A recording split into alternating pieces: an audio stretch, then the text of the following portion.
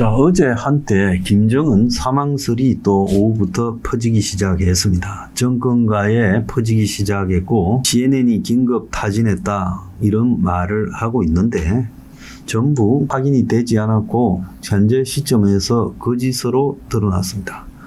자, 북한이 구축함 진수식을 하다가 배가 쓰러져서 난리가 나서 김정은이가 기분이 나빠서 지금 칩거에 있는 상황을 한국의 대선과 맞물려서 김정은 사망설로 만들어 퍼뜨렸고, 이런 게 이제 퍼지다 보니까 한국의 대선 시기에 안보 위험 문제가 새삼스럽게 부각됐죠. 자, 그런데 지금 미국이 여러 가지로 제가 분위기를 보면 지금 한국에 대해서 통상 관세 문제와 안보 문제에 있어서 단단히 손을 보겠다고 대비하고 있는 걸로 보여요. 그래서 미국이 지금 통상 관세 문제에서 6개 분야를 중심으로 구체적인 요구사항을 한국 측에 전달한 걸로 보이고요.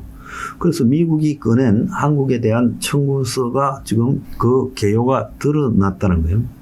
그래서 이 비관세 장벽에 대한 문제도 세부적으로 지금 등장하고 있어요. 그래서 미국이 지금 한국에 요구하는 사안 중에 이번에요, 특정 농산물 수입 등 다수의 비관세 장벽 문제를 집요하게 지금 제기하고 있어요.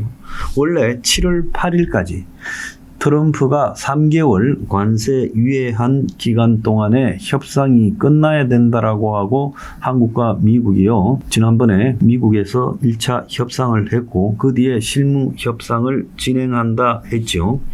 그래서 7월 8일까지 마련하기로 한 이 패키지 딜도 지금 만약에 이재명이 당선된다면 6월 4일 날 취임해서 이걸 제대로 다룰 수 있겠냐는 거예요. 그래서 다시 연기하자라고 할 건데 미국 측에서 그 말을 들어주겠냐는 거예요. 그래서 미국이요, 워싱턴 DC에서 열린 산업통상부가 참여한 기술적인 세부 회의에서 미국은 우리 측과 협의한 균형무역, 비관세 조치 철회, 디지털 교역, 경제 안보, 원산지, 상업적 고려 등 6개 분야를 중심으로 구체적인 요구사항을 밝히기 시작했어요. 그래서 미국이 7월 초까지 내라고 줄라이 패키지라고 하고 있지요. 자, 그러면서 미국은 한미 간의 교역이 한국에 일방적으로 무역 흑자가 나도록 잘못 설계되어 있다.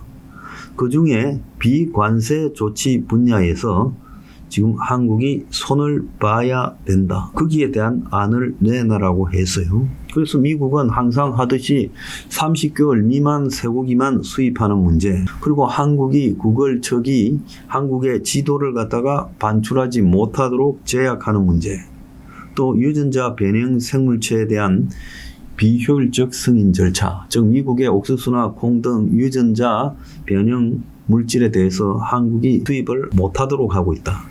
또 수입차 배출가스 규제 문제 등을 담으면서 이런 것들이 가져오는 불균형을 지적을 했다는 거예요. 설설 미국 측이 협상 카드를 던지고 있다 이렇게 되는데요. 통상 문제 외에 지금 안보 문제에서 계속 미국에서 지금 주한미군을 조정할 거다. 일부는 나가고 일부는 중국 견제로만 집중하고 북한에 대한 재래식 방어에서 손을 뗄 거다. 한국 측이 여기에 불만을 가지고 차기 대통령이 주한미군 주둔 분담금을 꽉 짜고 나왔을 때는 이제 곧바로 주한미군 철수를 본격화하고 북한하고 핵군축 협상에 돌입한다. 물론 한국은 패싱하고 이런 식으로 지금 잡혀가면서 그걸 가상한 새 정부에 대한 미국의 안보 청구서가 지금 작성이 되고 있다는 거예요. 그래서 미국의 부인에도 불구하고 지금 방위비 압박이 본격적으로 될 거다. 그래서 한국이 그 방위비를 못 내겠다고 할 때 미국의 행동이 준비되어 있다. 또 중국 견제로 미군 역할을 바꾸는 부분에 대해서도 한국이 거부했을 때 지금 미국이 어떻게 대할지 지금 입장을 정해놨다. 그래서 한국을 중심으로 해서 지금 미국이 전 세계 미군을 조정하는 시작을 할 가능성이 있다. 그러니까 한국이 타겟이 되어가지고 주한미군 전 세계 배치 조정을 착수하게 된다. 그래서 한국이 본보기로 당할 수 있다는 거예요. 그래서 주한미군 철수 문제는 재조정이라고 표현을 하는데요. 지금 깊숙하게 미국 내에서 논의되고 있다는 겁니다. 그래서 미국 국방부는 자신들의 군사적 전략을 딱 두 개로 했어요. 미국 본토 방어, 중국 억제. 그래서 새 국가 방위 전략이라 해서 NDS라는 것을 수입하고 있다는 겁니다. 자, 콜비 국방 정책 차관이 이걸 주도해 가는데 이 속에서 미국이 한국의 주한미군의 전략적 유연성, 그러니까 한국에 있는 미군을 해외로 마음대로 빼가고 순환 배치를 더 강화하고 또 일부는 줄이고 그리고 남아있는 사람들은 중국을 견제하는 역할에 집중해야 된다. 자, 이거죠. 자, 그래서 한쪽 손에는 주한미군 방위비 압박, 한쪽 손에는 주한미군 전략적 유연성이라는 이름의 재조정. 재조정은 숫자 재조정도 있고 주한미군의 역할에 대한 재조정도 있는 거예요. 그러면 너가 역할을 바꾸면서 돈을 100억 달러 내라고 하냐, 아니 뭐 도둑놈 아니냐 하면 그때 미국이 나올 전략은 뭔가 하면 아니면 뺄게.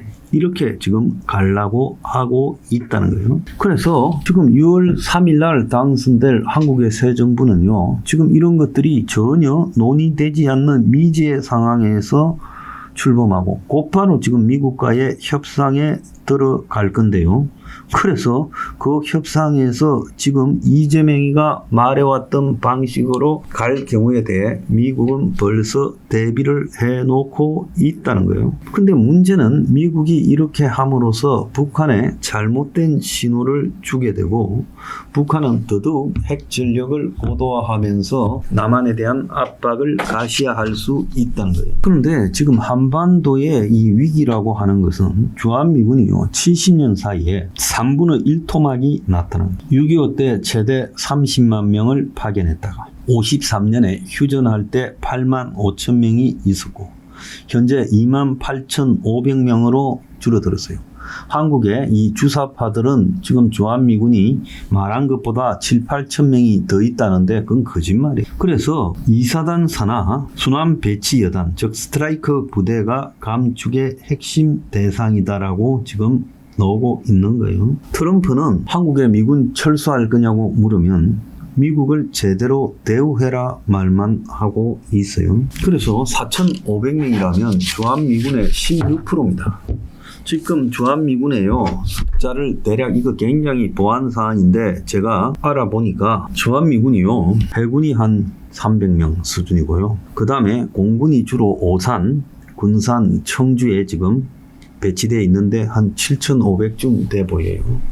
그 다음에 스트라이크 여단이요 5,000명 되고 210 포병 여단, 그래서 동두천의 캠프 K시에 있는 그 마지막 한강 이북의 부대가 다연장 로키 페이트리엇 등을 가지고 한 4,000명이 있고요. 물류 수송 유류 지원 등이 한 5,000명, 군무원이 한 5,000, 통신정보 특수작전에서 한 1,000명이 있는 걸로 보입니다.